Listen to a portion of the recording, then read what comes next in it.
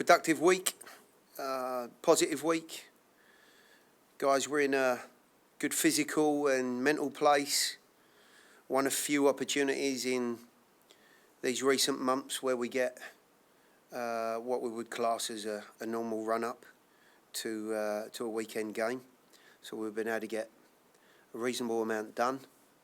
I think that's allowed the coaches and the players to focus firmly on the challenge in front of us at the weekend.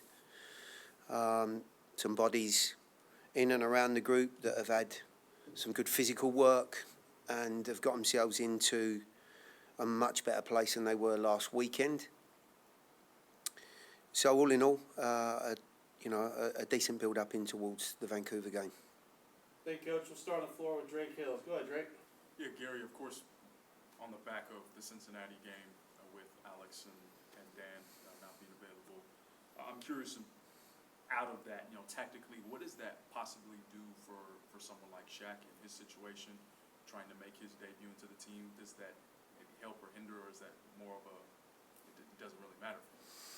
Well, I think the big challenge for Shaq and obviously for us as a team is to get him in the right physical place, number one, so that we're not putting him at any risk. And number two, to give him as much time, as much of a run-in as possible to build relationships and to understand the dynamic of the group. Personality-wise, as much as tactically. Great lad, very astute individual, very intense individual, and he's had a really good week. So there was always going to be more competition on that right-hand side. The fact that Alex is suspended means that, there are choices to be made, obviously, between Eric or Shaq. Shaq's put himself in a much better position, certainly than he was last weekend. But there's still some questions to be answered about where and how, we make that debut and we put him into the firing line, if you like, making sure that he's obviously in the best possible place to be successful. Just a follow-up on that. In terms of what you've seen on tape and now having the actual up-and-close personal look at what he can offer, how does that timetable look in terms of him building those relationships with the center backs, with Luke or whoever it is up front, Randall? What does that look like so far? In the work that we've had and he's been involved in, I think there's a real appreciation from his end of things. When I say appreciation, he's got a good football brain. You don't have to be a great academic. I'm not saying he isn't for 1 minute, but he's had a very good youth and young man, if you like, adolescent upbringing in Europe. He's had a lot of competition. He's got himself into some really good habits, which is great news. All of those things you could see, not only, of course, in some of his club games, but for the national team. I think most importantly of all, he's a very intense and competitive individual. And he brings an extra enthusiasm and edge to some of the training and to the position in general. And, I said many times, we want to try and bring in players that are going to improve the group. I think we've certainly done that with Shaq. So we're moving in the right direction, and I've got to make the decision as to when that's going to be the right time. In terms of the other side of the field, up front, with Teal coming back to 100% and getting a goal, of course, in Cincinnati, what does that do for your confidence in that group, the attackers, and given where the team is now compared to at this point last year, just a few goals, I think about 8 goals less scored than last year. Where does your confidence level in terms of getting him back? Where does that put you? Yeah, I mean, in terms of stats, we've always got to look at the way that the schedule's unfolded. So, we come into a run of games now, as we all know, that are going to be pretty pivotal, not only in the way we play, but maybe in some confidence that we can build as well in our attacking play, coming back home. Hanny out last week had a big impact on the group. He's moved through the week very well. Again, a decision to make on him closer to to the match day, but he's in a good place. But with Till scoring and putting, I thought, a good performance in at the weekend, and he's still trying to work his way back from the period that he had out. I think he would tell you himself that some more minutes on the field will certainly give him the opportunity to feel a little bit sharper and a little bit more match ready, if you like. But goals for forwards, build massive confidence in what they're doing, what they want to achieve, and maybe how they see the game. The front two for us have been magnificent. CJ and Hanny. Some good competition now from Teal. Randall's back to what I would think, feel like a more natural and realistic Randall after his injury as well. So we've got a couple of guys that have worked their way back from some difficult situations, and I feel very confident about the group that we've got in an attacking sense. I think that can be supplemented for sure with some of the guys that we have wrapped around it. You see Ethan get onto the field for a few minutes at the weekend. You see Luke coming into the game on a regular basis and being effective. And you see Ham Waller on the bench for the first time in a long time. And, I don't think we've seen anywhere near the best of Ham Waller. He's such a talented individual, but again, a struggle with some injuries. So I think we've got some nice options there. Of course, it would be great to get off to a bit of a flyer at the weekend in the start of these 7 out of 9 at home.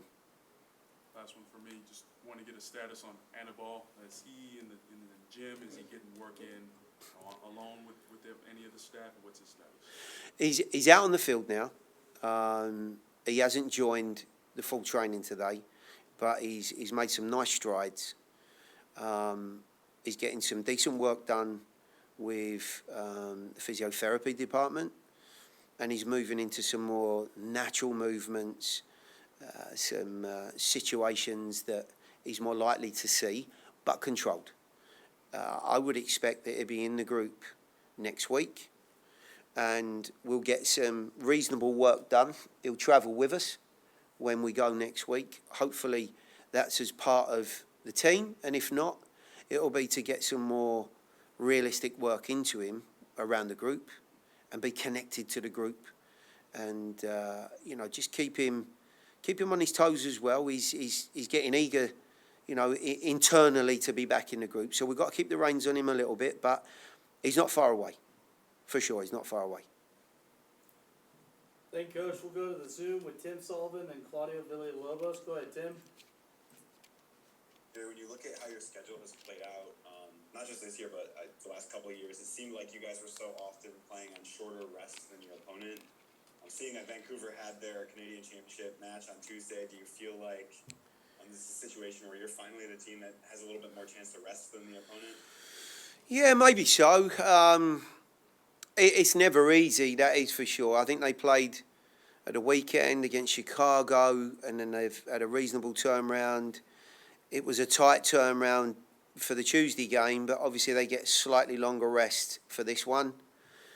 I think they've got a good group.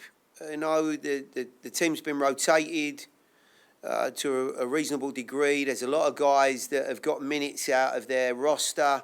So I wouldn't be at all surprised to see one or two faces that didn't start that game on Tuesday. Of course, the journey can sometimes be a bit of a bind. We have that the following week, of course, when we go to Portland. So, I think all the teams are finding it with the schedule as condensed as it is, with the World Cup, of course, asking some questions of everyone's, domestic scheduling. Hopefully we can take advantage of that this weekend. I certainly won't be basing my game plan on them being tired or having jet lag. Go ahead, Claudio. Gary, when you look at this Vancouver team, a couple of things caught my attention at least. Well, the fact that even though they're in the 10th place, they're only 4 points away from Nashville. So, that may be a lot of points or maybe just a few. But the other point is that when they lost to Chicago 3-1 at home, and they won a couple nights ago the Canadian Championship, which takes them to the CONCACAF. Like they needed more motivation, anyways. But the main question is, on those two rosters, there is only two guys repeating, Cavallini and Cubas. Does that make it more difficult for the preparation for you for this game, knowing that they could just send out anybody and perform? Thank you. Yeah, I mean, I've for the first time in a good while, I've not tried to guess what their group will be. What I do know is whoever goes out there, they've got a very good game plan. They're very well organised, and they know their roles inside out. Each individual in those particular roles brings something slightly different, for example, to the wing-back areas. They can be ultra-aggressive, or they can be a tad more pragmatic about the players that they play. They have the ability to do that. So that's obviously a benefit and a bonus for the coach and for the team. But I'm not trying to guess who will play.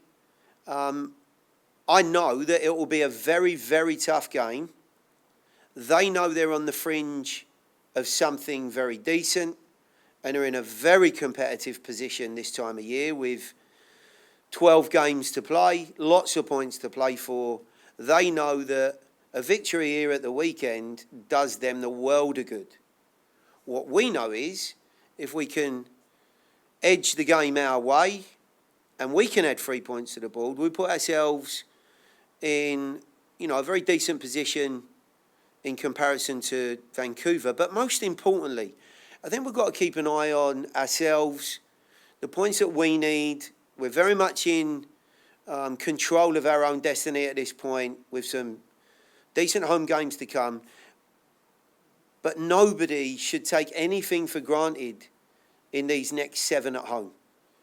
I don't think we've played a game yet here where I've thought this one's going to go our way. I have absolutely no doubt about this.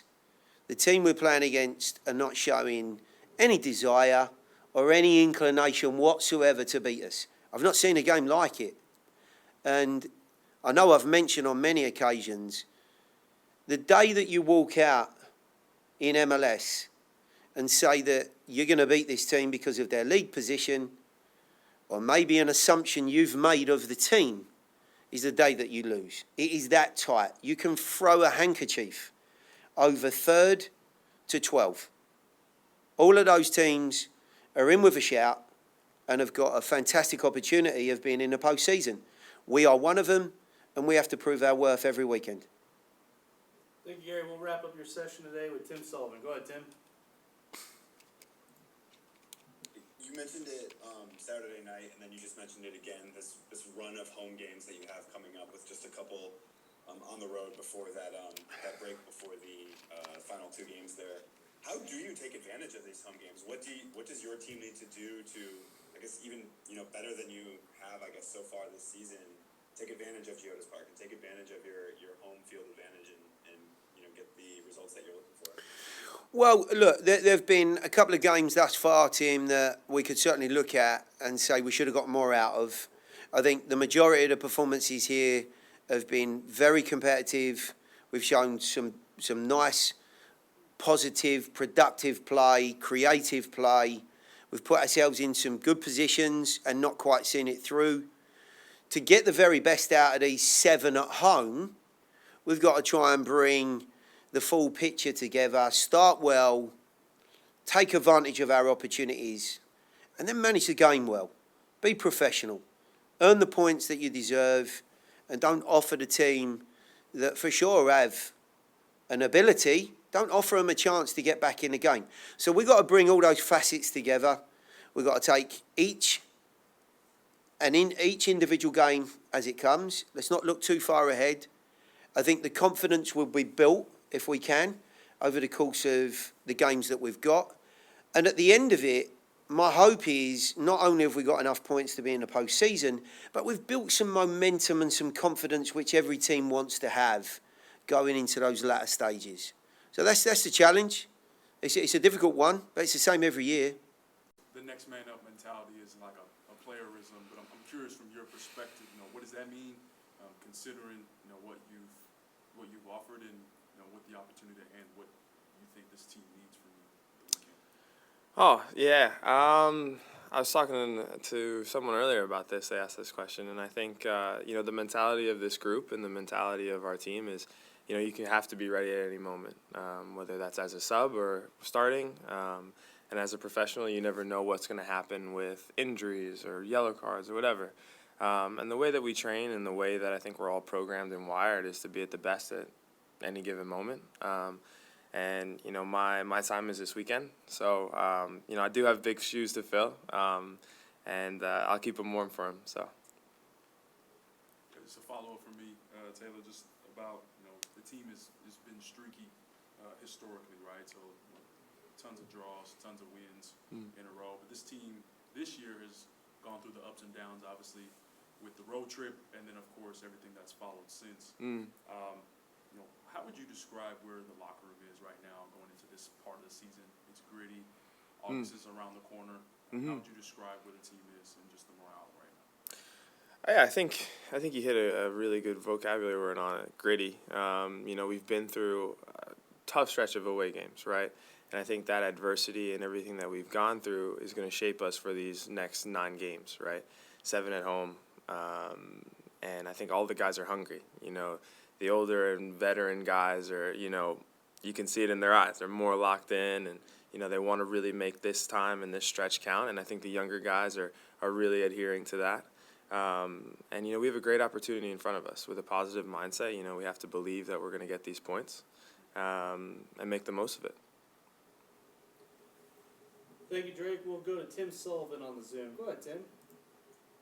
Billy, this is going to be the final MLS team that you guys have never played before. You will finally knock the last one off.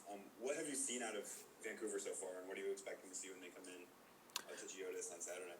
Yeah, I watched some of the game for the Canadian Cup. I know they rotated some bodies from the weekend as well. I think the addition of Gressel, they're a team that at any given moment can have, an incredible attack. They like to throw numbers forward. They're good at switching the point of play. And they haven't played us either, though. They haven't played against our defense, which is one of our fortes. So I think it's going to be an excellent matchup. I actually didn't know that was the only team remaining not to play. That's sort of exciting. But I do think it'll be a really great game. Go ahead, Claudio. Taylor, the coaches stated a few minutes ago, it's not easy to just win games in the MLS any day. But, and also it's not easy to remain undefeated like the team was in Nissan Stadium and Jolies Park at the beginning. Obviously, that's changed a little, but can you tell if there's anything that the team has been lacking that maybe have prevented the Nashville from winning days at home? No, I don't think there's anything ever lacking, especially in our locker room. I think the professionalism, the way that we train, and I think the mentality that we have approaching each and every game, we always expect or try to win 3 points, right? That's anyone. And I think all of us have the expectation and belief that we will win. Sometimes, though, in life, there's going to be lulls where things don't go as you planned. But I think the beauty of that is taking that, harnessing in what lessons were learned, taking in what happened so that you can win the next time. And I think that's the most important thing of these next stretch of games is winning. Thank you, Taylor. Next, we'll go back to Tim Sullivan. Go ahead, Tim.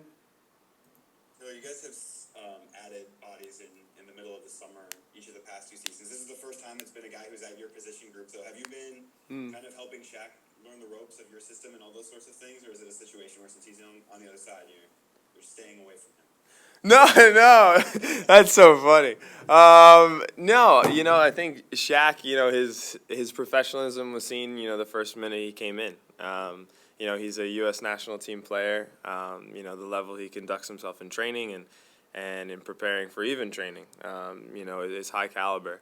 But he's a great guy to get along with too. Super fun, super funny. I have definitely not stayed away from him. I think some of the sessions that we had leading up to even today have been, small-sided games, you know, build out play and everything. And even after today, you know, he's come over to my side and talked about, you know, what happens when we're building out. Look for this, blah blah blah blah blah. So you know, he's integrated very, very well already into the team.